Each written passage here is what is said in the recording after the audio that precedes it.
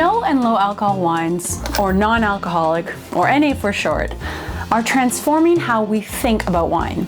They're not just for abstainers, they're for anyone seeking balance, more energy, less alcohol, and delicious flavors.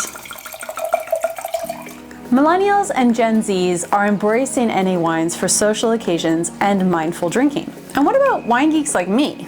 Why do I, a master of wine, drink non-alcoholic wines?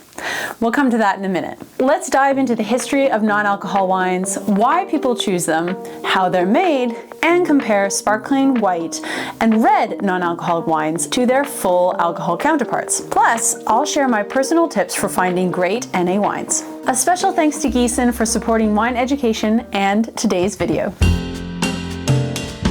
NA wines have come a long way from their beginnings during the 19th century temperance movement. In the past, producers often used low-quality grapes or leftover wine, leading to very poor results. Today, however, producers start with high-quality grapes and use cutting-edge technology to create NA wines that are much closer in quality and style to their full alcohol counterparts. So why do people choose NA? For me, NA wines are about balance. They pair well with food, they don't leave you feeling sluggish the next day, and they let you enjoy the sense of place that comes from the grape and the region without the full effects of alcohol. Plus, they often have less sugar than soft drinks or mocktails and contain significantly fewer calories than regular wine. So, how exactly are non-alcoholic wines made? Well, there are three major ways to remove or reduce alcohol in wine. First, there's reverse osmosis. It's often used to reduce alcohol by a few percentage points, though it can also strip some flavors from the wine and doesn't really achieve those super low alcohol wines. Second, there's vacuum distillation, which removes alcohol by heating the wine under vacuum to relatively low temperatures, about 30 degrees Celsius. It can, however, sometimes lead to cooked fruit flavors and jammier styles. Third, there's the spinning cone method, and this is widely regarded as the best. It captures volatile compounds and aromas before removing the alcohol and then reintegrates those flavors without raising temperatures. While these methods can still definitely alter flavors, they've come a long way in preserving the essence of the wine. Okay, it's time to taste some wine together.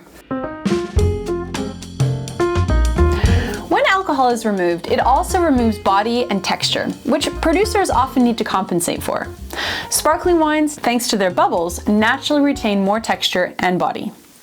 Let's compare a full alcohol Prosecco to its NA counterpart. The Prosecco delivers crisp green apple and floral aromas with lively bubbles. Let's compare it to the non-alcohol version.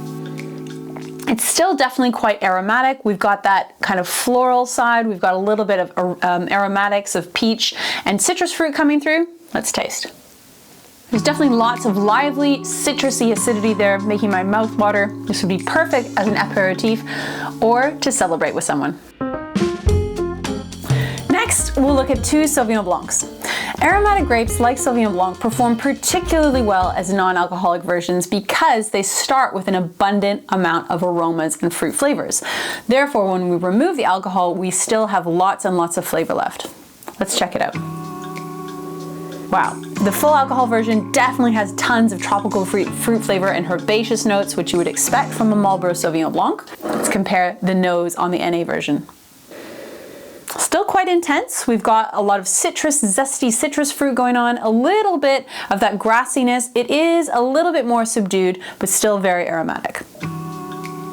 So if I compare the palates of both of these wines, they both have lots of acid. They've got that citrusy, zesty lemon peel flavor coming through that we expect with Sauvignon Blanc. However, the non-alcoholic version is a little bit lighter.